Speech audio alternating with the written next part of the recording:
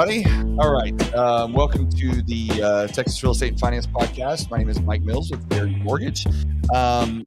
Today's show is going to be a lot of fun because this is a topic I've been kind of digging around to try to find a couple guys to be on with me to talk about appraisals, because in my world of real estate, appraisals between realtors and lenders and everybody involved in our industry is always a big hot topic. And there's a lot of mysteries around it. There shouldn't be, but there is. So I'm bringing in two guys with me today, Mr. Josh Stevens and Mr. Chris Green. I even got production. See? Oh, wow. I know. Wow, they're going wild for us, bro. You guys are amazing. So thank you, fellas. I appreciate y'all coming in and joining me. I know you took a little trek. Y'all are actually based in Dallas. Is that right? Yeah, we got also an office in Frisco, so over by the Star and Hall Park, and then we've got offices in Austin, in North Austin, kind of by the Lakeline area. Well, I appreciate you coming down into Texas and coming to see me here in Mansfield. So thank you very much for that. Well, first to get started, I want to ask you guys just a little bit about, kind of tell everybody a little bit about your company, what you guys actually do. Everybody, I don't think everybody understands there's different structures to how appraisers work. Some of them are individual, some are in groups. So give a little context to, what your company, how your company's structured and what you guys do exactly. Yeah. So most people in the marketplace, if you're an appraiser, you're probably, one man shop. Usually, maybe there's three at the most. It's usually you and maybe your son or your aunt or someone in your family. There's a lot of nepotism in appraising. Okay. That's not our firm. We are actually probably a medium-sized firm. We're a little staff of about 25, a little over that. We do a few hundred appraisals per week, all throughout North Texas and Central Texas. There's a lot of different ways that people structure the appraisal business. And what we found for us is none of those ways worked. They did not work for our people. And so the way that we've done it is try to make wildly successful opportunities for people where they're paid very handsomely, a lucrative career with people from diverse backgrounds that don't maybe look just like me or just like Chris, but are maybe different ethnically diverse or gender, diverse or whatnot. Sure. And so that has worked really well for us. We actually met in, where do we meet? Where was that place at? We're on a winning streak, the Rooms of Recovery. Okay. Yeah. So a lot of actually the founding folks were all church going dudes. Okay. We're not batting 100. Yeah. And it's very interesting how that's panned out because we all individually have like our own talents. Okay. But then just put together, it was a really, it was neat to see how this thing has taken off. That's so cool. I always joke, I'm like, if you go into our office to impress somebody, probably not the right spot to do Yeah. it. I'm like, dude, where did I see you at? Or like, where did I find you at? Yeah. But for our culture, that works out really well. And then as Joshua mentioned too, when you look at the industry and you look at like all the turnover, it's like, I get asked this all the time, like how do you stop your trainees from leaving? And there's this big fear mentality. And it's always like, well, create something for them that they don't want to leave. Right. Or how could you afford to pay them that much? In my first mind, I'm thinking like, crap, how do I pay them more? How do you create wild opportunities for families that we can work well Monday through Friday and rest well with our families? So that's really been our mindset. And we've been doing this almost 3 years. I mean, I've been appraising for a lot longer than that, but just 3 years. With our company. So we're going to continue to grow. Yeah. I think we're going to try to bring on another 10 by the end of the year and launch another office. Well, it sounds like a really unique model just because, from my personal experience in dealing with appraisers, I know, like you said, it's either a mom and pop shop where it's an individual and his family or whatever the case. Maybe they have one extra appraiser that's in it, or we get to deal with our favorite three-letter word, the AMCs. And the AMCs, and you can help me clarify this a little bit from what I understand how they're structured, is you have a let's call it an overlord that's very kind of you. How kind of you to put it that way. Yeah, that's a new one. Very sweet of you. That has individual appraisers that are self-employed. Essentially, they're almost like, I would imagine, they're maybe 1099 employees in that kind of a situation. Yeah. So usually the way that it works is if whether it is an AMC or it's a firm model. Sometimes it's a network of independently managed appraisers. Gotcha. That's usually what it is. So they are 1099s. Yeah. It's a gig economy. They just sign up. They the lowest bid or the fastest turnaround time. That's kind of what wins those orders and whatnot. Typically, it's like an Uber driver for appraisers. Basically. Exactly. Right. Exactly. Yeah. You're exactly right. And it's not good. necessarily the truth is they're really good appraisers. like the really like awesome ones, Yeah. typically, they're not usually working with AMCs. Right. Because they don't have to. They don't have to. Yeah. And I'm not saying that like just because you work with the AMC that you're a lower tier appraiser. That's absolutely not true. You could be true. new. You could be brand You new. could be You just need to pick new. up business. It could be the market has shifted. Yeah. Maybe you got to supplement your income. There's a variety of different type of business you could get into. You could diversify, work in, real estate or estate planning, divorce, all that as well. But generally speaking, in our industry, the AMCs are usually referred to as, low cost leaders. Right. Those are the people looking for to get the most work at the least fee, the fastest, the quickest, cheapest, fastest. Well, it's the least fee to the appraiser, but when you look at what a borrower pays down the line, because the AMC's fee, it's usually the same, if not a little bit more expensive in most cases, correct? Yeah, I mean, it's wild. So, we have quite a Rolodex of clients, and we've been doing this for quite some time. I know hundreds of fee structures across different AMCs. Right. And I can tell you, I've seen anywhere from $150 per appraisal all the way to $600 per appraisal. And that's just to the AMC, not the appraiser's fee. Gotcha. Yeah. That's just to the AMC itself. Yep. I've never seen $150 appraisal. So let me know where those are. I'm not, no way. I'm going to hide that sucker. Golly. No, shout out True Union. Yeah. There you go. So tell me then, how we talked about this briefly before you guys came, or before we started going live here, but I just want to chat about it again. So when the market was running hot and we had, interest rates were 2% and 3%, everybody on the planet was buying homes, refinancing, all that stuff was going down. Well, the pool of appraisers from the time it went from a normal market till we exploded, stayed relatively the same, because, whether you've got 10,000 loans in a market or 3,000 loans in a market, if it changes overnight, the pool of appraisers isn't going to grow with that immediately. So Tell everybody a little bit about what it actually takes to become an appraiser, what you have to go through, and what the timeline looks on something like that. Oh man. Well, first you have to sell your soul to the devil. Okay. That is the first thing you have to do. Yep. Chris, man, dude, you did this over a decade ago. Tell me about your experience. So I'm an Iowa guy. I've been doing this for over 10 years. Okay. Got certified in Iowa.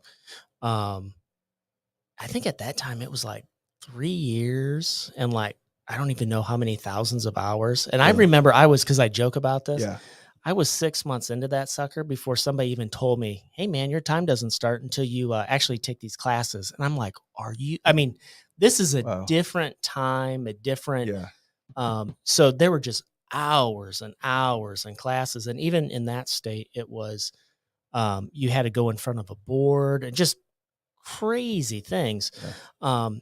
Now, especially since the last several years when we came up with such a shortage, which in my opinion, the alleged shortage. Yeah, I think we came up.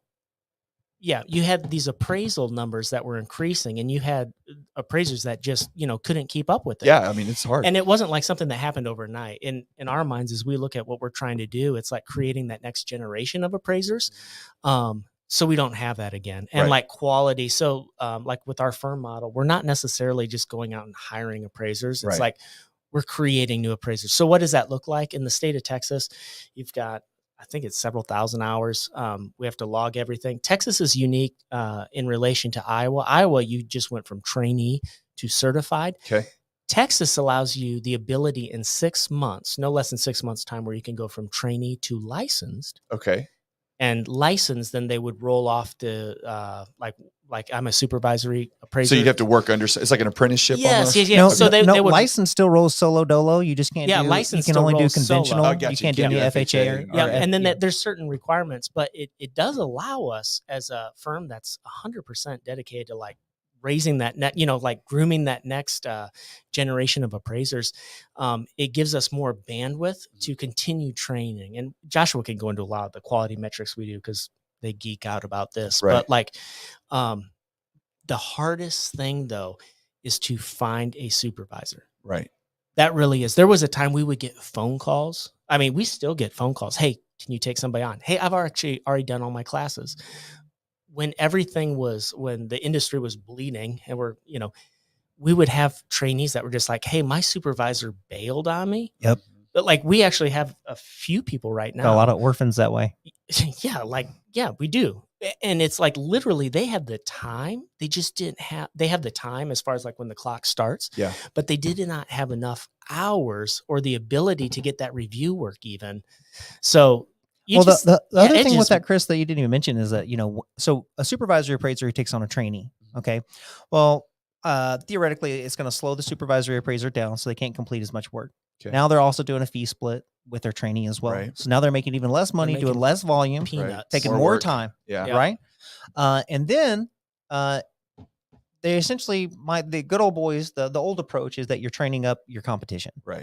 So right. And so not only are you making less money, it's like why would I? Here's the thing: the machine has worked exactly how you've structured it to work. Yes. And we just said, screw the machine. How are we going to structure? The system was broken on how it was set up. And it's working just fine. It's working how you set it up. Right. Tell me a little bit. You'd mentioned in our conversations that you guys have a partnership with Fannie Mae. Oh yeah, man, that's freaking wild and super crazy. So, Chris mentioned that we've been doing this for 3 years as a actual firm. When we started, an incorporated firm. I was part of the ground team on that one.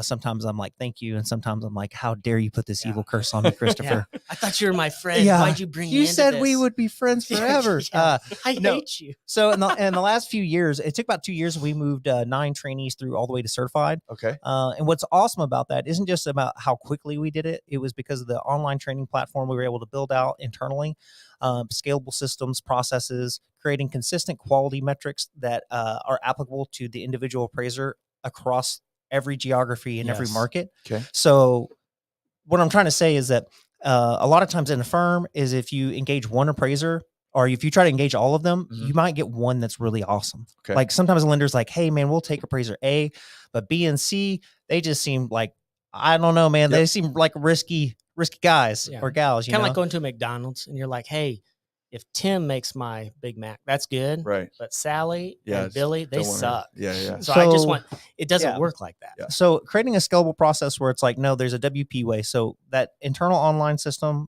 training, pairing them with the supervisory appraisers. We have a couple, we've got Christopher, got some other guys that oversee our trainees. We also have like a pod structure in the way that we're built. Like I'm sharing all the secret sauce. So if you want to try to replicate it, this is the stuff you need to be listening to. It's just like anything else in life. I'll give you the recipe. You might not be able to cook it up like us, but I'll give you the recipe. Okay. You got to do it. Yep. So it's extremely complex, but so they're in a pod structure. So, the trainees get paired with other, not necessarily peers, but like licensed and supervisory appraisers. And certified appraisers and supervisory appraisers. There's also the online training. And then in addition to that, we also have a quality control process that every single report gets submitted through all that quality control. So what that was able to do for us. And not a program, just so you know, like when people say quality control, you're just pushing it through like a system or no, it's a manual review person that is going through it line item. A team of people who are manually reviewing those. It's pretty wild what we do just to make sure.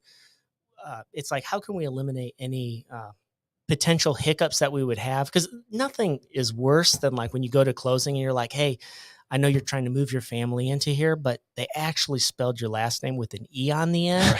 So like, are you freaking kidding me? Yeah. Come on, guys. Yeah. Like, be professional. Yeah. So we try to do anything we can to eliminate those potential hurdles. The little hiccups along the way. So that super long answer that I'm giving you essentially is because of all of those things. Fannie Mae recognized us as one of their partners. They wanted to partner with us as part of their ADI initiative. That's their appraisal diversity initiative. I mentioned earlier that, a lot of appraisers kind of look like Christopher and I plus 30 years, it's like just old white dudes just hanging out, it's a good old boys club. Especially those VA appraisers. Yeah. And so we're trying to change that. We're trying to change that. We're trying to give some wild opportunities for people.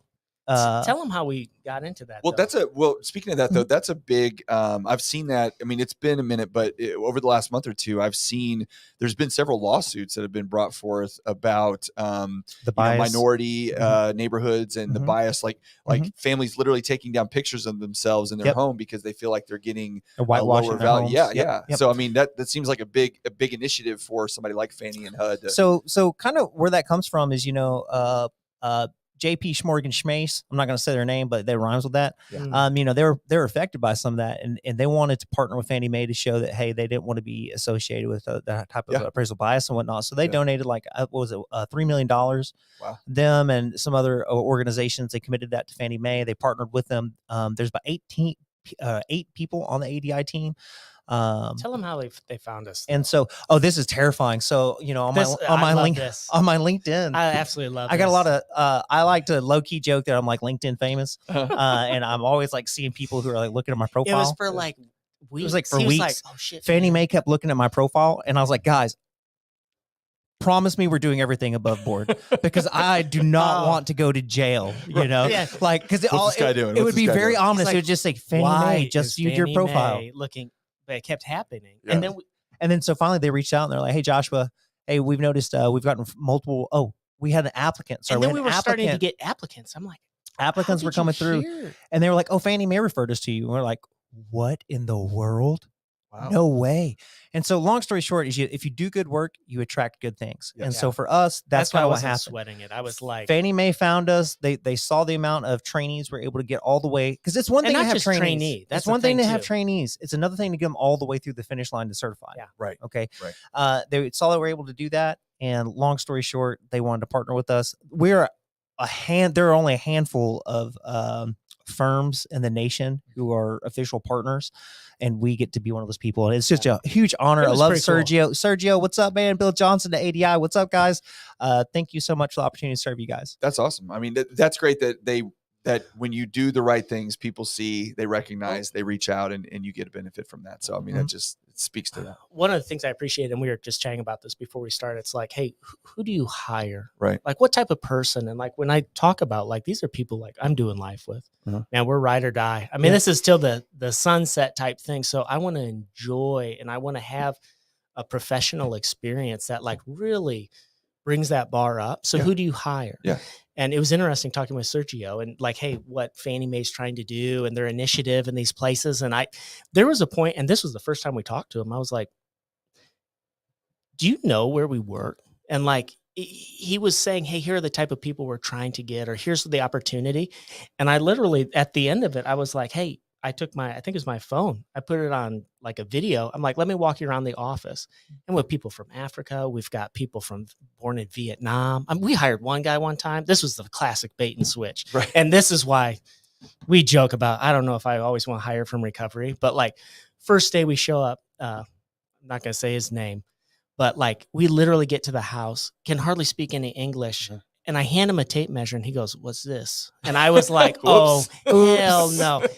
This is going to be difficult. Yeah. But the thing is, if you take a chance, and I knew he was super smart, so smart. It was just somebody hadn't taken the time to develop those skill sets. One of our best appraisers. Really? That's awesome. Oh, absolutely. And we just kept going around the room, and I was like, man, what you're trying to do, we're already doing it. It's just we're able to get them to the finish line to get them certified. So for us, it was like a no-brainer. Well, there's something to be said because we experience it in our business a lot, and I do myself too to some degree, is you deal with when you want to hire people, right? You want to bring in people on board with your team. And when you hire the can't teach an old dog new tricks, right? Mm-hmm. So when you bring on somebody that has, and especially like I said, I've been doing this for 20 years. It's like, okay, that's great. But that just means your knowledge is 20 years old. It's not current, especially if you're not open to taking in new information. And so a lot of times, I personally prefer hiring people that are brand new to the business, because then you can mold them in the culture and the methodology that you believed in, that's been successful for you, as opposed to trying to bring somebody in and break them of a bunch of bad habits. Yep. And then when you layer on top of that you're giving someone an opportunity to better their life, I mean, that makes it 10 times. Are you kidding me? I mean, so whenever we were building our quality control metrics and stuff, we were like, you know what? We're going to hire a Sith Lord from the dark side. We did. So we hired directly from Fannie Mae. Yes. We hired one of their senior review appraisers, brought her on staff. Culture shock. Oh, bro, dude, they're for weeks. Everybody was terrified. Man, I've seen grown men cry. It was so awesome. I was like, that's right. It was brutal. Back. But what we learned in that process, awesome. So man, she was so awesome. Nancy, shout out. But we love Nancy. The thing that we learned about is, there's just low technology adoption rate amongst, senior level appraisers as well. So that it's not just like the they can't write a quality report. It's the efficiency and keeping up with the demand. Yeah. You know, when you talk about that shortage earlier, you know, of appraisers, it's not necessarily that there's a shortage. It's that there's an astronomical number of transactions in the marketplace that were unprecedented. Right. That's the greatest growth we've seen ever in the history of real estate. Ever. Yeah. And we couldn't keep up. No, And nobody yeah, could. we couldn't keep up. Lenders couldn't, realtors couldn't, nobody could. It was insane. It was absolutely nuts. I actually used to have a lot more hair, but I lost most of it during that Oh, time. dude, it looks good. Hey, That's good. let's keep the hair jokes to a minute. I'm sorry, Mike. That Oh, wasn't dude, no. personal. We got a team at work. We're going to do the turkey implants. Yeah, Yeah, We'll you want to talk go with about us it to later. Turkey? Oh, yeah, Let's yeah, go. yeah. Let's get implants, bro. I always joke that if there comes a day where I can take one pill one time and my hair will grow back, sure. But anything else beyond that, I don't have enough time for that. No commitment. Okay, so let's dig into some of the nuts and bolts then a little bit too. Now that we know where you guys are coming from and what you guys have created, I really want to get into kind of, you know, dispelling some of the misconceptions when it comes to actually doing appraisals. So let's start with one of the biggest ones that I think are out there, the government versus conventional appraisal, right? Now, we know that the difference between a VA appraiser or appraisal, an FHA appraisal, and a conventional appraisal, there are differences, of course. But, you know, a lot of times, especially in the realtor world, agents are less likely to accept in a multiple offer situation a VA or FHA appraisal. Now, not just because we all know that the property has to be in certain condition in order to get those accepted, but they actually think that there's a effect of the value of the home, right? When it comes to, if this is FHA or conventional, where I'm worried with FHA that it's going to affect my value. So can you guys speak to a little bit about, you know, what are the actual differences between FHA and conventional? Let's just stay there for right now. And then if you were talking to an agent to make them feel better about, you know, accepting an FHA offer and not being so concerned about the value piece of it, you know, what would you say to them? Yeah, I'm just reflecting on another talking event that we were at a few weeks ago, and there is a stigma like, oh man, one's better than the other, and one of the things you can consider, it's like, if how do we get this to the finish line? Meaning, like, hey, if this is the client, if this is the person that's going to buy the house, I like their offer and everything. Like, what does it matter? Like, if you say no, I'm only taking conventional loans, and then they can't buy the house, but they could have done FHA and they could have bought the house. Right. Come on, you know. So like, in our industry right now, I'm not seeing as much stigma around that. Like, and from an appraiser's opinion, at least in our office, man, I don't care either way. Like, like how I coach our team. Yes, there are certain specific differentiations. Like, this is definitely not going to be FHA eligible. Or it has to be fixed. Or, or it has to be fixed and everything. But like amount of data we got to gather is a lot more data. Yeah, it's a lot more data. However, it's a lot of it too is just common sense. Right. Like, I think, like, hey, is my kid gonna literally, like, is there a pending health hazard here when I come in here? Right. Like, if my family bought this house, is my kid gonna put their head through that railing? Right. Because it's 2 feet wide and the kid's gonna fall off. It's just, a lot of it's very common sense. Oh, his kids will do that, by the way. Straight up. Straight up. They cray. Yeah. Shout out Greens. Oh, they're nuts. Yeah, they'll give them a run for their money. So those are like big things. They're like, oh, does it have man, even like a lot back in the day, it was like these electrical panels, and like there are certain common sense things that you look for, that you don't have to have that stigma like, man, it just won't pass this way. What would be if you were talking to a realtor, what would be I don't want to say a red flag, but what would be an indicator when they're looking at a house to list per se, right? And say that, hey, we're going to list this property, and, you know, sometimes they'll put in the showings, you know, only conventional offers accepted. And there is from a lender's point of view, by the way, there is a difference, obviously, between FHA and conventional, because FHA loans always have the exit if the house doesn't appraise for the value, right? Yep. Whereas so I get that. Conventional loans, I can put an addendum in there that says, regardless of the appraised value, we're going to accept this. So from a listing agent's point of view, I can understand that being a reason why you would select conventional over FHA, 100%. But when it comes to the condition and quality of the house, if you were talking to a realtor, what would you say to them to say, okay, if you're going to list this house, to understand if it's going to be acceptable for FHA, here's some things that you need to make sure that you check out? Yeah. I would say just super high level, like, you know, when I'm saying what would be posing like a health issue, right? Are there exposed wiring? Okay. Is this guy living here thinking he's an electrician and he's got a box? And like, those are things that will jack up. Like that is like a red flag. Don't pass go. Right. Are there fixtures missing? Like, are there? Should there be a sink here? And there's just, it's like someone trying to be a home repair guy and gets about 60% of the way through, and it's like, nah, I'll finish it later. Right. Those are going to be challenges. Okay. I would also say, like any like outright hazard, like busted glass and windows, is this something that's atypical, like that is not standard for that neighborhood because Yes. somebody decided to, What about customize it? what about bars on the window? Ooh, that's a good one. Or what about, man, we ran into this once. It's, like sometimes if there's a window in a bedroom, but that window is not to a certain height Mhm. and it can't be accessed, So think about, and you can't leave it. It's a fire hazard. Yes. Like you could, burn alive in there and Yes. whatnot, or a child can't get out. Right. Those are things to look at, especially because a lot of times on these FHA deals, you run into more rural properties. It's not always true, but you just Sure. do. There's It's just like more out there. And so then you just have, Uncle Billy who's out there building whatever, on his house. And, you're looking for like water damage, Yeah, I'm looking. A lot of the cookie cutter communities that we would have. When I say cookie cutter, like, man, it's like late 90s and on.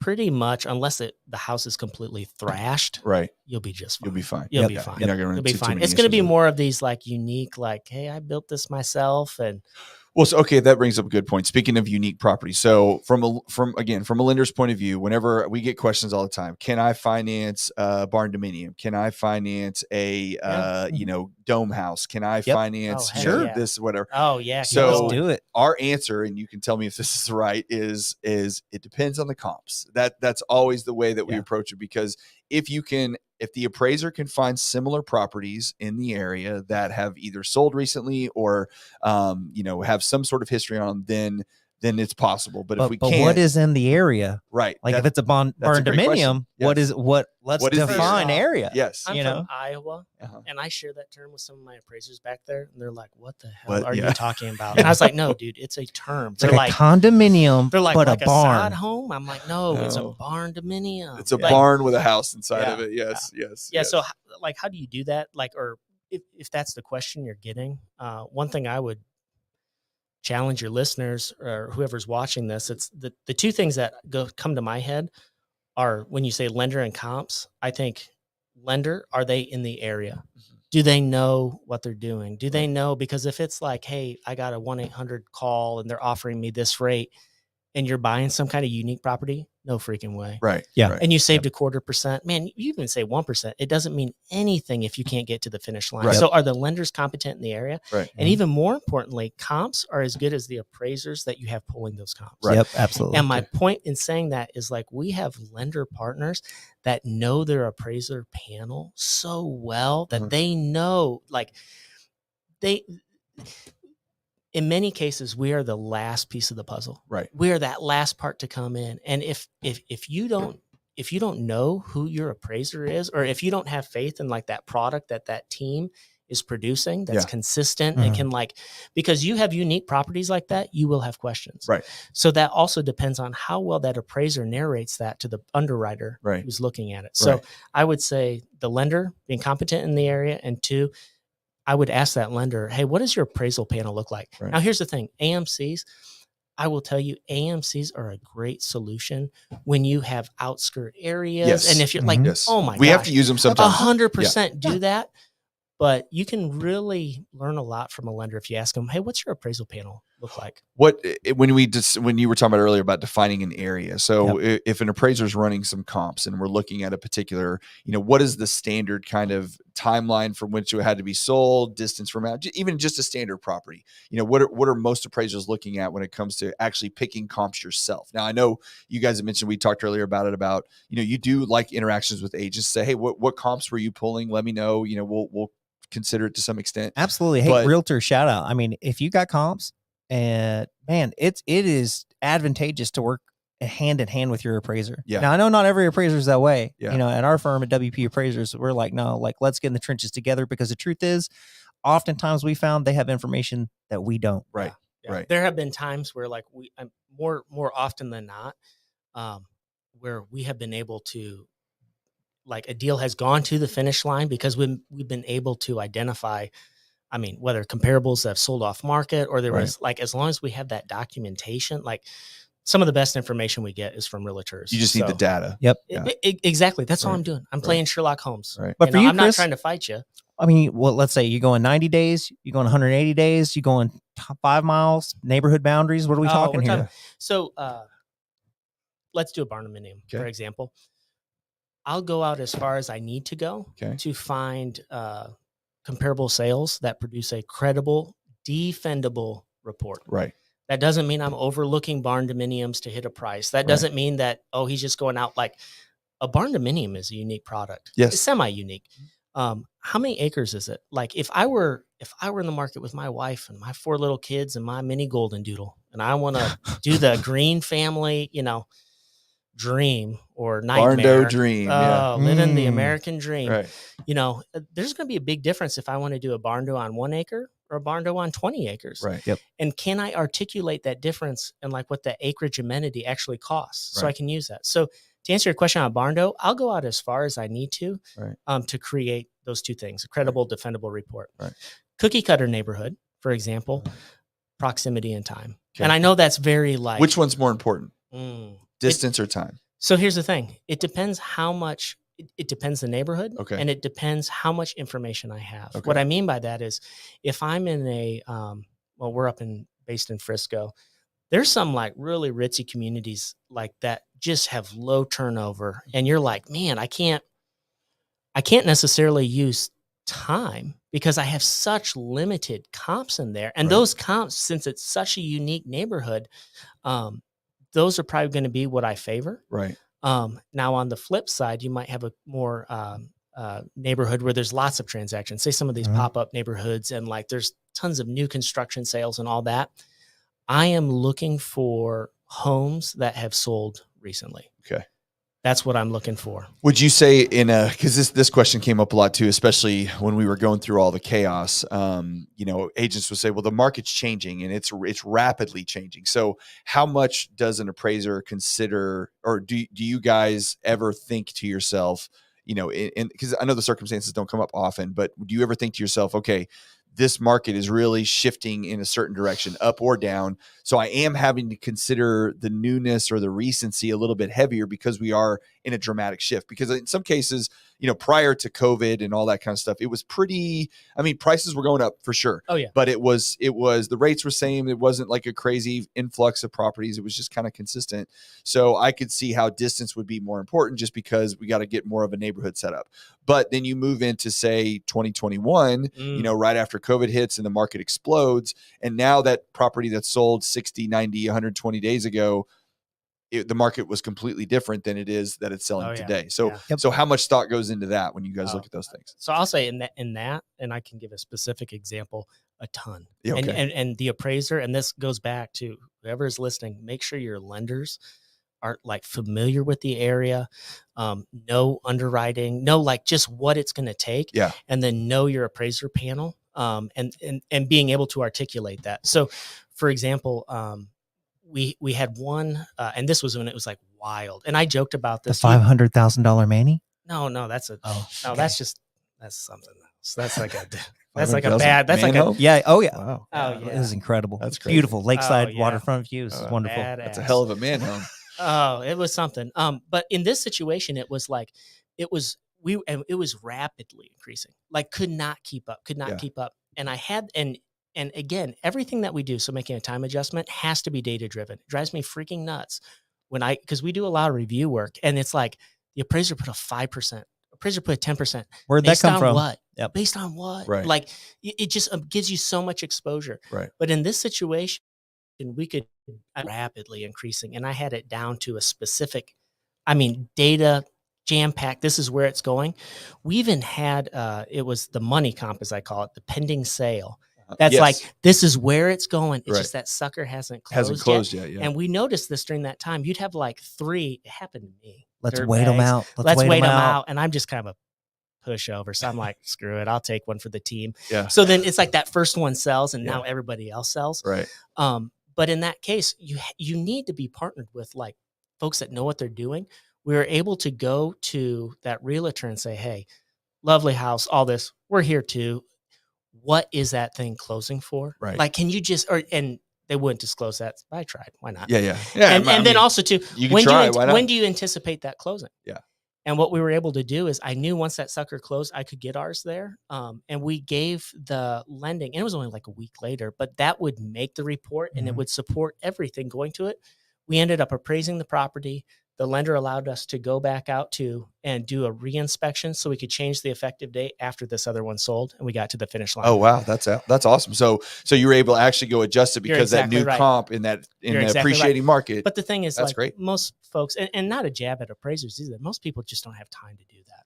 Yeah. But that's what it takes. Yep. A good appraiser and having good appraiser partners. Yeah.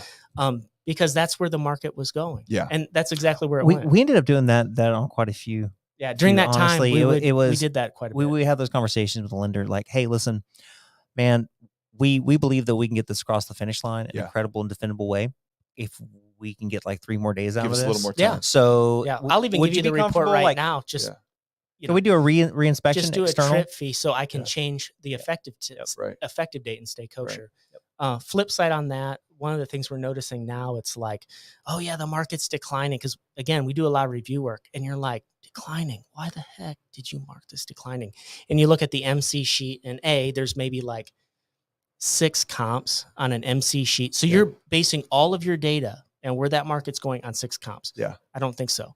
Like, and then you're also seeing things that'd be like 400, 399.9 and 398 declining market over the last 12 months. You're like, so by marking that declining throws a whole wrench into this process. And it's just, even if you hit value, all of a sudden now that borrower's got to put more money down on the loan because it's more risky. Right. And so you completely just threw a whole wrench when maybe you actually didn't need to market declining. Need to throw the wrench. So you just, I think there's an extra layer to it too, because right now at least, and I think maybe it's gotten a little bit better, but there was a period of time for a couple of months when everything was not declining, but certainly the market was stabilizing. Yes. Where, I don't think the vast population or the majority of the population understands that when all of this chaos was going down, that there were very large entities purchasing up a lot of homes, right? Yes. The Open Doors, the Zillows, the hedge funds of the world, right? Oh yeah. And then when they overpaid for a lot of those properties because they were throwing cash at everything they could get their hands on, then they were like, okay, well, now the market is stabilizing, so we need to unload some of these. Well, then you see, I remember I did a search in Mansfield. My wife's a realtor, and I did a search in Mansfield where we're at right now for all the homes that have been on the market for more than 60 days. I just wanted to see what had been sitting. I wonder who owned them. Exactly right. So there were, and it was like, I picked a purchase price between like 350 and 450 or something like that. I kind of narrowed the range a little bit, but there were, I think at the time there were 15 listings. 13 of them were either owned by Redfin or the one that I just said a minute ago, Open Door. And when you look at the pictures, when you look at the property, there's holes in the walls. They're not painted. It's lipstick. It's just, it's ready to go. Deferred maintenance. Terrible. And so there's this thing where we would tell people that were selling their homes, like, if you make the house, because at that point it was like buyers now have a choice. They don't have to throw 50 offers out there and hope one of them gets accepted. Now they can be a little bit more discernible on what they want to put an offer in on. So as a seller, you need to make sure that your house is presentable when you come. Hey, we're back to regular market. Yeah, you can't sell crap anymore. Correct. So there had to be a certain level of, I wonder from an appraiser's point of view, when you're saying, okay, well, there's still these homes at this price that have been on the market, but let me look at these houses. These are all Open Door dumps that nobody wants to touch. These homes that were individually owned, that were actually presentable, sold just as fast as any other. You should be an appraiser. Yeah. It's like, how do you articulate that in the report? Because guess what? That's going to come up in the report. Yes. So before the underwriter even asks you that, tell them, yeah, hey, all of these properties, we looked at it. These ones are all open by, or these ones were all, owned by this entity. These were, so like, ultimately it comes back, does the underwriter, like, does the lender, are they going to be able to, A, are they able to sell this, or B, is this something that they're comfortable keeping it in house? But like, if the appraiser doesn't take that time to explain that, I mean, that's why you have appraisers that are like, man, I hate these revisions. I'm like, look what you sent them, dude. Yeah. Like, come on. Yeah. Well, the other thing about those types of homes, they're not selling on the secondary market. No. Usually, they're selling to other investment firms, Yes. but they're not going to Fannie Mae. They're not GSEs aren't touching those things. Right.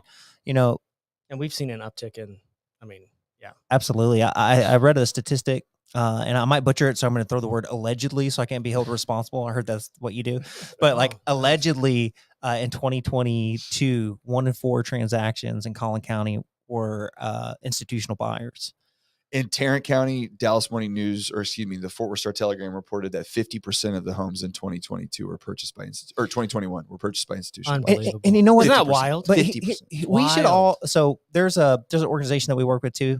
I won't call them a loan shark. They're hard money lender though. Yeah. People call them loan sharks sometimes, but they're not. Hard money lenders have a place in the market. This is a great one, especially for flavor. maybe credit challenge. People. They're amazing. Okay, Yep. we work with them occasionally here and there. We were having a conversation with Caleb, shout out. And Caleb was telling us, man, that he believed that, the next big thing in the institutional buying is for it to be regulated, for it to be like an agency, for it to be like Fannie, Freddie Mac. We really were getting into the nitty gritty details. And it just makes sense that things are going to head that way with more institutional buying. I mean, without it, it's going to have to be regulated in order for the everyday buyer to own a home. Well, the problem, and I agree with you. The issue, though, is that it goes back to incentives again, right? So the legislation bodies, whether it be state or federal, they have to have incentive in order to pass laws like that. And if the money that's coming in to determine those laws is not coming from the average home buyer, and it's coming from Open Door, Zillow, BlackRock, Blackstone, then it's going to be tough for those types of laws to be passed. Everybody that looks at the market that exists in our world absolutely knows that in order for it to ever get back to a stable housing market to where the average American can purchase a house, they're going to have to do some sort of legislation to minimize the amount of institutional buyers that can buy homes. Yeah. But in order for that to happen, there has to be incentive for legislation to pass. And unless people get up in arms, which maybe they will, maybe they won't. You're the guy, Mike. I vote. Mike Mills, 2024. Right. Y'all heard it here first on this podcast. He's going. I'm voting Mike. Yes, no, I don't think so. But it's a sad state of affairs. And I do actually talk about this a lot when I do different podcasts with people on this topic, because it's frustrating. I made a joke the other day when I made a different video that this isn't 1955 where one income can buy a car, support a family, purchase a nice home, and pay for college. In 1955, if you worked at Lockheed Martin or General Motors or whatever you want to call it, one individual, mom, dad, whoever, could support the entire household, buy cars, buy homes, and be able to pay for college for their kids. Today, you can barely do it with 2 incomes. And if you have more than one kid, good luck, right? Yeah. Because if you have car payments, I mean, it's insane. And the cost of housing has gone up so incredibly much that it's the next generation, I don't even want to say the millennials, but the Gen Zs, like my kids.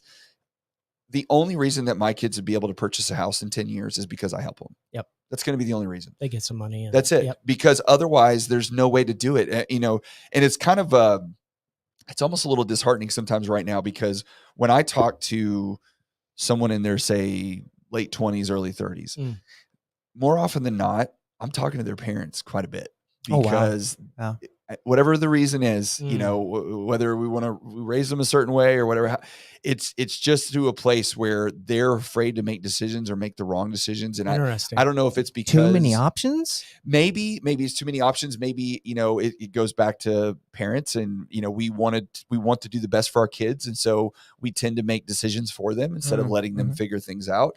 There could be a million reasons. I don't know exactly, but it's just a trend that I'm starting to see. And then the next generation, I hear this all the time too. It's funny because they'll say, well, you'll see Forbes, right? They'll publish an article. They'll say, well, millennials don't really want to be homeowners. They want to, travel, and they want to spend time being free and having flexibility. They prefer to rent. And you know what? That is true. That's true until they have kids. I'm gonna tell you right now, one of our best guys, he was just promoted. He used to report to me, but he got kicked off my team because he did such an amazing job. It sucks. Shout out Vaughn. Yeah. Vaughn, you're the real MVP. He's one of our trainees now. He's moved over into that area. Vaughn is 24, straight out of college, been in the appraisal life now for a little over a couple years, I guess. He has moved to Grayson County up into Sherman. He's got chickens and he's married. So I think it's a lie also. Yeah. I'm just saying like, He's going like well, what I read counterculture. in the media and what they want to sell. I mean, you know, well, because they're trying to push an idea that they're trying to share. Because again, when you when you They are don't want to buy homes. They well, want when rent, your biggest investor at Forbes ya. is Zillow, when they're paying Oh, yeah. $2 million in No, I advertising, hear you. then you're going to push the idea that people don't want to own homes; they want to rent. No, they don't. Nobody wants to rent. It does make it Mike Mills 2024. Yeah, dude, you're good. Yeah. It does make it tough for someone like a Vaughn, though. It's like this uphill Yeah. struggle because it's like, man, no, I still want that. Yeah. Mhm. It just means I'm gonna have to come up with more money. But like for the folks that want to do it, they'll figure out a way. Yep. It's it's So- interesting. When you have so right now we have people that are sitting with 2 and 3% interest rates and they don't want to sell their home. That's me. Completely understand. Yep. Everybody that's, if you don't have to sell, you're not going to sell. So then the next thing that's going to happen is people are going, but there's also sitting on, I read the other day, the average American sitting on $185,000 worth of equity in their house right now. Right. So if you're sitting on that much equity and you have this interest rate that you don't want to sell your home, then the next Landlord. well, no, the next logical step would be I want to improve my home. I want to upgrade because I'm not going to move. So I want to add a pool or I want to put in a new addition or I want to change my bathroom or my kitchen or whatever. So from an appraiser's point of view, what do you guys think the type of upgrades that an individual could add to their house is going to have the biggest bang for their buck when it comes to the actual market value? Okay, so oh man, that's like $1 million question. I'll throw Well, it depends on the neighborhood too. yeah, Right. Okay. Absolutely. I would look at like bedroom, bath count. Those are like the really big ones. Okay. If you've got a 2-bath home and primarily all the comps in your neighborhood are 3 or 4 bathroom, Okay. yeah, you should add a bathroom if you Okay. can. That would Okay. be smart. But any type of like bathroom remodel, kitchen remodel, and I'm not talking about like paint, just like, hey, we did a full remodel. No, like remodel. Yeah. Yeah. The one that's interesting though, and this is one that's changed, and we've been talking. This has come up several Garage? times. We going garage here? No. No, I'm not the pool. Oh. Yeah. Okay. Back in the day, like pools would be like, again, with our firm and what we do, it has to be data driven. Sure. So like if comp A sells for this, it's identical to comp B. There's no difference other than one has a pool, but they still sold for the same price. Guess what the pool's worth? Zero. Nothing. Right. Like because that's a data driven decision. Right. Sorry, One folks. of our, Sorry. yeah, sorry about that. No, but it gets better. What we found with pools and COVID is like we started seeing comps that were like, oh, dang, you're getting like 50% of your, you're not getting dollar for dollar. Yeah. But then it kept creeping up. And then there were sometimes we would see, good Lord, you're getting like dollar for dollar of what the pool would have cost back then. Now, pools tend to cost astronomical now. I mean, they have gone through the roof. So I don't know if you're still getting dollar It's like for 50 dollar. grand just to put a hole in the ground. Yeah. My very yeah, close but friend, one of my close friends, he just got a quote.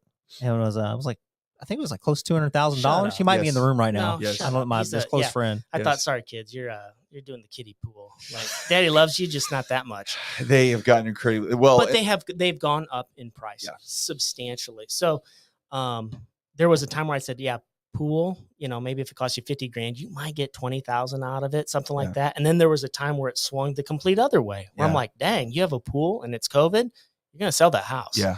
Yeah. Now it's started to, I don't know, again, not dollar for dollar, just because the price of pools, at least ones that I've quoted, have been way high. Well, we always, I mean, my wife and I, when we talk to people that ever buy or sell, we're like, listen, if you want a pool and put it in, you have to make that decision based on the fact that that's what you want. Yep. Because, and if You're that's exactly what right. you want and you're going to get value out of that, then great, you do what you got to do. But if you're doing it because you're deciding on whether or not you're going to sell your house for more or less, God, don't do it. Don't do it. Because there's just as I could go into a home and I want 3 bedrooms or I want, 2.5 baths, or this is my preferred desire. Well, there's people that don't want a pool and there are people that do want a pool, and you can't control who's coming and seeing the home. So whether or not that individual places value on that pool, you can't control. So there's no reason to put in, that's something of that significant unless you find value in it. And then my wife and I, we bought a house in, I want to say it was 2010, maybe. And here in Mansfield. Oh, that's like perfect timing. Yeah, That was yeah. like, what, I mean. Oh yeah, you probably got a we heck of a paid deal. $190 and ended up selling it for $320. Not too much longer. I bought a house in Saginaw once, Yeah. and it was like around 2010. I've been down to Texas here a couple times, Yeah. but previous job, and it was like 212 or something. That same thing's like $500,000. Yeah, it's insane. The prices have gone ridiculous, but we put in the pool, and then we moved 12 months later, and because my bummer. wife's a realtor, so she likes looking at houses all the time, and she's like, "What about this?" I'm like, "We just don't show me another house. We just put in a pool." Like I'm It's like pin trash. yeah, but she got me. So Stay off. What about this, Chris? What about like a sunroom? Let's say someone wants, like, close it in, finish it out. What would cause that thing not to be included in GLA? Well, so like, I mean, again, you're going to have like HVAC. I mean, and not just like, oh, I threw in an AC unit. The other thing we see too, and this is really important for realtors when you're listing. Yes.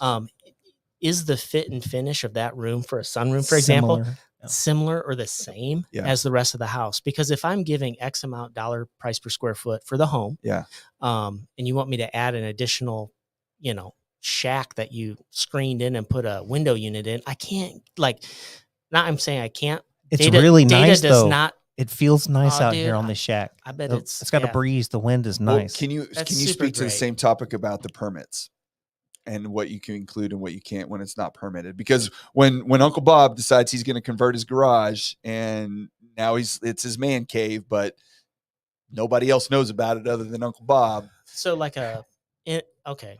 So that's interesting. You can discrepancy in what the county shows. Yeah. And again, this goes back to the lenders. Yep. You better know your stuff because sometimes lenders will be like, is the fit and finish the same? Mm-hmm. Are there other homes in the area that have your garage is converted? Yeah. Okay. You're fine. Yeah. If permits at the kosher thing though, like if permits, so for example, if we're doing an appraisal, and by the way, we know like just like the folks that you work with, we know our clients. We know the lender's gonna. We go through like to a point where our appraisers freaking hate me. We go through the engagement letter, and I'm like, hey, did you check this? Because Chase, for example, I just know this. Is this legally permitted, permissible? And if you don't have that on there, then no, you cannot. No, it's not. You can't count. So I will note it. I'll even take a picture of it for you, and I'll put it in there. But I won't give it value. Yeah. Yeah. Well, the agents have to know that too, going into it and say, hey, look, because they have to set expectations with their sellers to say, hey, look, this house is, I know you put this work into it. You put 10 grand or 15 grand into this converted garage or sunroom or whatever the case it may be. But because it doesn't either match the neighborhood or because it doesn't but I just got a new roof, man. What the heck? What do you mean? Oh yeah, you're like, well, listen. I mean, everybody's got to have a roof, right? Yeah. I mean, it's called the bare minimum. Yeah, but we run into that. Oh yeah. I got a new roof. I got HVAC. Tell you what, how many light bulbs? How many? Oh, you put new trusses in? I'll write them all down because it's like it's their home, and like these are families, these are people, and they're proud of it. Everybody thinks their house is worth more than it is. But here's the thing: what I know is true is at the end of the day, whether there is a discrepancy or not between contract price and appraised value, I can sleep well at night knowing that I did all my due diligence and I asked all the right questions. That way, if they don't, because we know this, like if they don't like the value, that's not my role in this. But you can't come back and say it's not because I didn't ask you, and because I didn't do my due diligence. Yeah. Well, as long as you give them the information and there's a reason for everything, then you can justify it. But so one other thing I want to ask too is that we get a lot is the price per square foot. Ooh. Right? It's every agent, or not every agent. I want to put a broad blanket on everybody, but a lot of agents, that's the only thing that they use. The price per square foot. This is what the house is comped at, but there's a lot of other factors that go into it. So can you elaborate on that a little bit? Yeah, for sure. And again, not jab at an appraiser or at realtors or anything like that. Because I've heard it the other way too. Appraisers like, oh, they're just going off of price per square foot. Well, did you ask them? Yeah.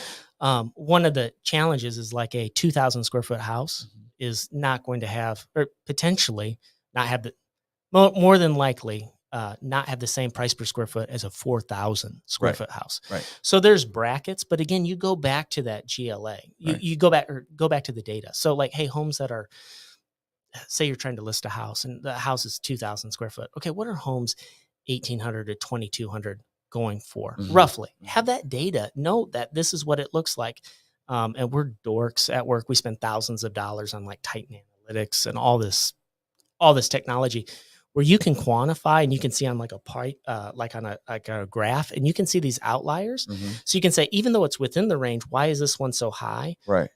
Maybe because, and then you look at the pictures, you're like, what's a full blown remodel? Right. And then you can better gauge as you're pricing your home that you want to list.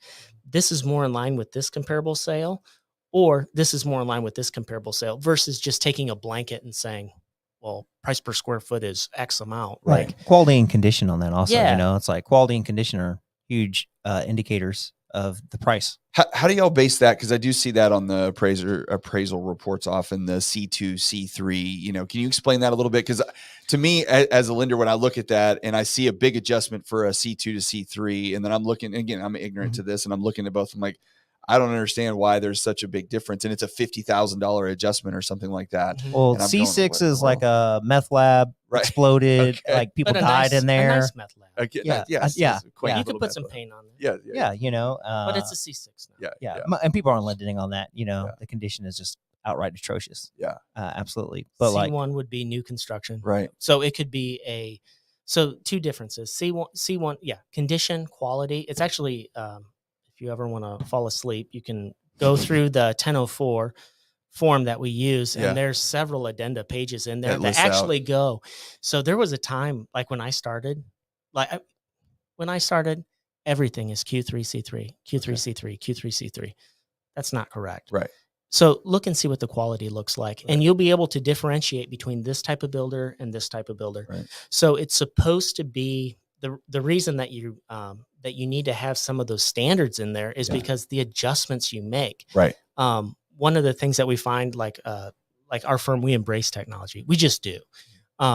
So you can see what your peers have up as your comparable sales, and you'll still see some that you're like Q4, and then you have a Q3C3, and it's like, dude, so you're kind of gauging. So quality would be the quality of material utilized. Okay. Condition would be like, you could have a manufactured home that's a C1 because it's brand new. Right. The So quality sometimes has to do with the age of it, basically, is to some extent. A On the lot of the condition. times, yeah. Yeah. And condition like a C2 would be like just barely lived in, or there has been substantial remodeling done to get to a C2. Right. Most of the time, a C3. home is a C4, C3. C3, because it's been lived in for a little while. Yeah. And here's the thing, and there's nothing wrong with that. Yeah. It's just we're trying to get more consistency. Yeah. And then again, it goes back to the adjustments you make. Now, I've seen it where they're like, yeah, $50,000, or it's a $500,000 house. They do a 10% swing. You really should go back to the data and see what is the marketable difference. So a home that hasn't had carpet, the typical items that are are going to wear out. Yeah. You have that home compared with one that has been replaced with those items. What's that difference? If you can quantify it, that's the adjustment between a C4 and a C3. That's how it should be. Do you guys see? I'm sure you do, but is it? Maybe it's gotten better. The quality of builders that we have out there these days, because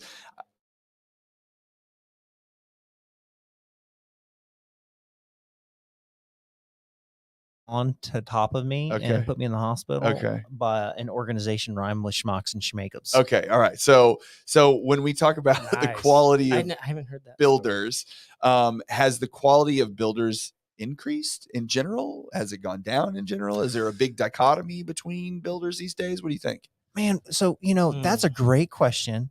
Loaded question. You should. And you just put me on the firing line. No names. Now here's the deal. So DFW and Austin are although they're separate markets, they're very similar also. And a lot of great builders. We have a ton of just incredible builders. There's big name people everywhere. Everyone from DR Horton, all the way up to more custom boutique like Jim Scott and Sons. Like there's a wide gambit. And the more custom, the more boutique, the less product that is in the market. Right. The more time, probably the higher quality material. Right. Whereas you get like the Cheesecake Factory of home builders who are just pumping out all day, every trying day. to get them out. The same 50 item. You can see a straight line, but you're like, man, they put like an inch of caulk here to do the gap, between the base, but you're just like, there's absolutely a difference between the entry level home, than those custom builders. Yes. I mean, just absolutely. Yes. Like anything else. And so what I didn't know when I got into the business, I had no idea. I remember shopping for homes and, I started seeing patterns across different ones. And so when you're shopping, just, don't don't buy the first thing you see. Yeah. You know, like if you really want to understand quality, man, go into some of these subdivisions also when they're being built Yeah. and just walk the properties. Well, it's an it's eye-opening. Well, I've always told buyers that I'm talking to when they go to new builds, you know, because like, oh, well, it's a new build, I don't need an inspection. I'm like, no, you do. absolutely do, because yes, you might be buying from XYZ builder, not to put a name on anybody, but you might be buying from this builder, but that builder is not there. That person that runs that company is not there building your home. Yeah. Odds are there is some kind of Yes. subcontractor who's subcontracted Yes. somebody else Yes. who's there. That's not his house. He doesn't give a damn about what it looks like. Hopefully sober. Hopefully sober. He's just trying to get through the job, right? So to think that, oh, well, it's a brand new build, it should be in great shape. It's like, no. I mean, we've all seen the videos now, especially on social media, where I think there's one comes through and where the guy's like pushing on the fascia on the front of the garage, and it's just like wiggling. It goes slow. You're like, that's not safe. Yeah. So, you know, it's just because it's new doesn't mean the quality is great. You got to get that stuff checked out. So absolutely. And honestly, there's one builder, and I love their homes. They're beautiful. From the outside, Yeah. the inside. Oh man, the quality is a little different. It is. Yeah. Yeah. It's kind of like, getting married and finding out something on the back end where you're like, oh, whoa, you tricked me. We didn't live together first. We should have figured that out. The old Stuck in this thing for a long time. The old bait and switch. Yep. One last thing before we wrap up too, because we're already in over an hour here, but taxes. Everybody loves taxes. So obviously, when we talk about property taxes are based off the value of the home. Okay. Allegedly. So there is a difference in most cases between the market value for what you can sell your home versus what the county is going to tax you on the assessed value. So from an appraiser's point of view, do you know much about how they assess the properties? I'm curious myself if they have their own internal appraisals from the county. Do they just go through the MLS and look and see what houses sold for, or is there a process to it? And then B, you know, do they ever get outside appraisers involved in that process to try to assess at a whatever level they think is necessary for that area? I can only speak in our area. Okay. I know, let's say most counties do not have a robust tax assessor team. Right. Okay. Right. These are government funded. Correct. They're using technology. Okay. Okay. Okay. So most of these things are all run through algorithms, programs, software that they have to calculate, and then they have reviewers on the back end. Okay.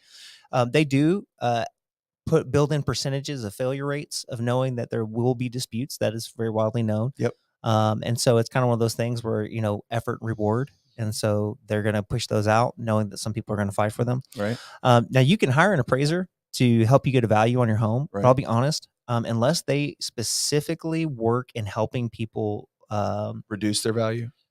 There are actual organizations out there who partner with you and help you dispute the charges formally. Yes. Okay. I get their mailings all the time. And appraisers are not those people. Appraisers are not those people. No, they're usually people that used to work in the office that worked with all those people. You're exactly it's very much, I mean, I tell buyers all the time, it's a good old boy network.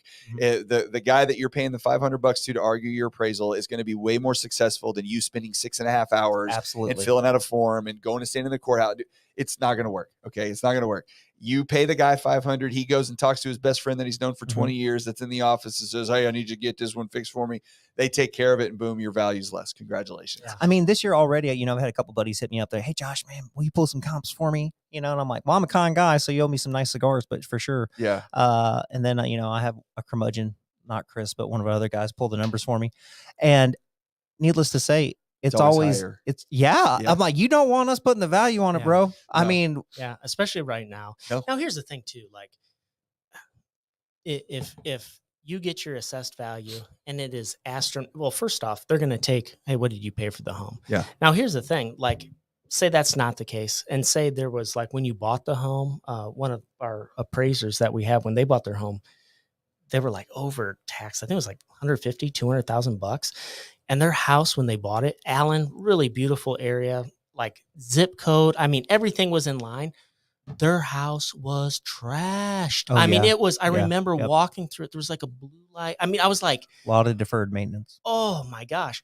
But so like, Yeah, in just because that, you have money didn't mean you have class. exactly. I was Oh, you like, preaching Mike Mills 2020. Yes, dude, 2024. that should be your tagline. So, anyways, in that case, that would make sense. Like an Yep. appraiser could step in because it's like, yeah, I could help you get comps. You know, like there's, but everything else, not right now. Yeah. Like yeah, I could say, yeah, we could send out, we joked about that. Yeah, we could send out all these mailers and just appraise all these houses. You're not going to get what you're looking for. Ultimately, you're looking to get a lower tax. Right. If it seals a nail in the coffin, I mean, so I got my assessment and it came in and I left it on the counter. My wife saw it. She was like, baby, what do we do? What do we do? And I said, You we just don't took do cash out of your nothing pocket and you because threw that it thing at it? says it's lower than what we really at. So we're Yes. just going to take the L, We're good. You make take them it. think we took the L Yeah, on this. We're good to go, baby. Yes. Yeah. Well, hopefully there is.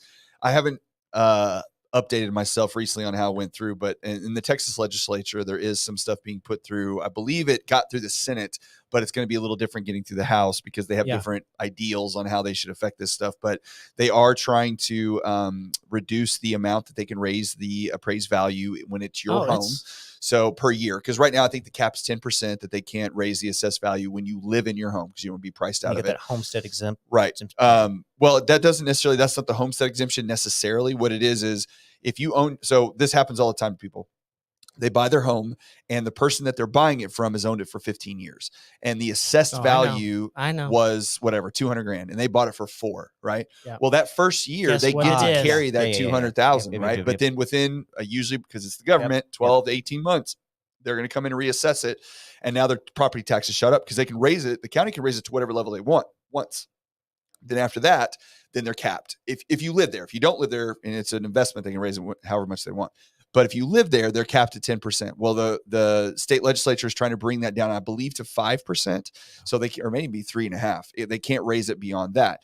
The other thing that they are doing is they are increasing the homestead exemption amount and some of the other like the disability over 65. So they're trying to help a little bit with those exemptions as well to try to mitigate, some of the higher, because our market's just gone ridiculous, since 2020. And we've seen firsthand. I mean, that it's stressful on yeah. families. Yes. You're like, hey, like my escrow, like when someone's having like their payment and they're like, it goes up like $100, $200. Like, are you kidding me? Oh, they No. go up 5 No, and no. 6. Yeah. I'm being conservative, but like, they left so I live in a mud.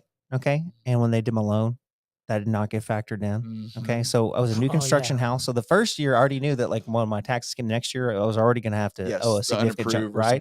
So then I got that.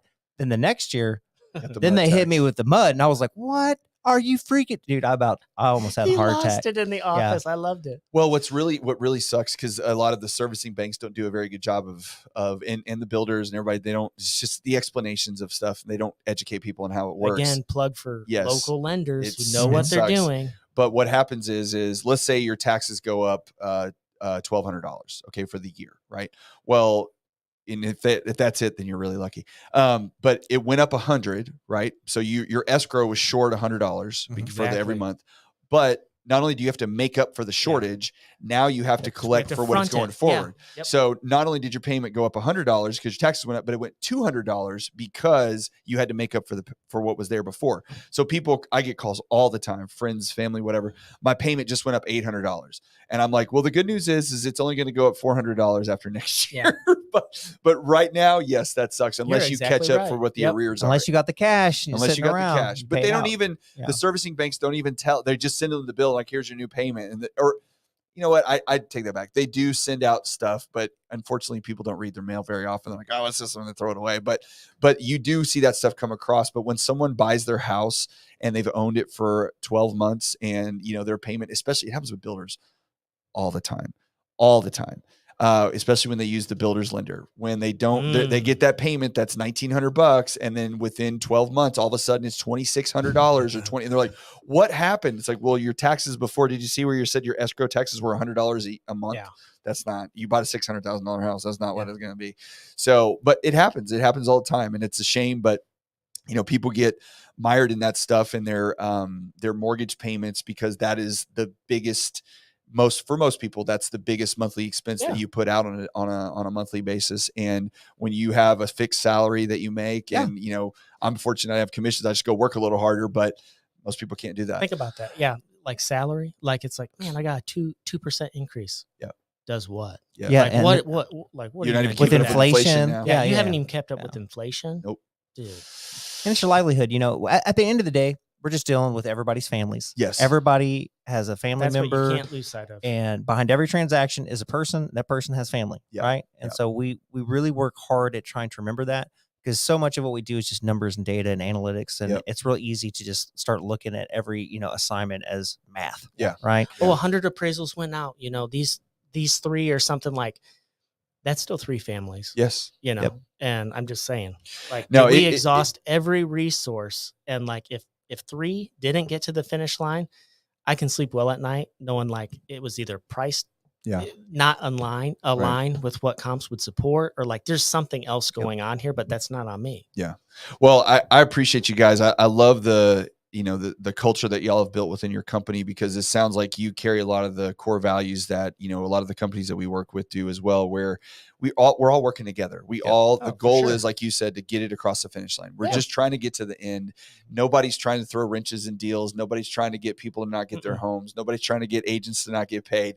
We're all trying to get across the finish line. And if the more people that just work together, and we try to, you align yourself with partners that have of the same mindset, and you're not dealing with somebody that is obstinate and doesn't want to help and just, well, this is what I got, you got to deal with it, then you're always going to get a better result. Not every single time, because there's always outliers, problems come up, things get messed up. It's what happens. And I don't mean by the people that you work with, I just mean the nature of the transaction. Absolutely. That's just what happens. Oh, our people will make mistakes. Oh yeah, sure. With the human beings. That's the thing. It's like, no, I expect there to be mistakes. It's how do you react to that, and how do you learn? Yeah. And I think you guys have built a great culture, and I really, really appreciate y'all coming and trekking all the way out here to come see me and talk through all this stuff. Anybody that's not in real estate, appraisal stuff is boring, lending stuff. I tell people all the time, like, I talk about mortgages often, but I don't talk about mortgages all the time, because nothing's more boring than numbers and metrics and data. Like you said, it's like, if you want to go to sleep, you can read the bottom of those, the addendums. Yeah. Nobody's interested in that. So, but I appreciate you guys. This has been great. I definitely will have you back sometime, because every quarter or so, the more questions on appraisals come up, questions on appraisal. We deal with them all the time. So anything I want to say before you go? Man, just shameless plug, if you ever got questions about appraisals, sometimes, maybe you got an appraisal and you just have a question on it, and we didn't even do it. It's not one of ours. Orders at WPAppraisers.com. Hit us up, WPAppraisers.com. Love that. Even here, Joshua at WPAppraisers.com. You can email me directly and flood my inbox. Russian bots are probably going to do that now. So thanks a lot. And you do a ton on LinkedIn. So if you guys are ever want to find Josh, he's there all the time. That's how I found you myself. Touche. So yes. So you do a great job getting information out there, and I appreciate you guys so much. So that's it for today, and we will be back next week. So, Mike Mills 2024. Yeah. Got my vote. Yeah, right. Appreciate it. All right. See y'all.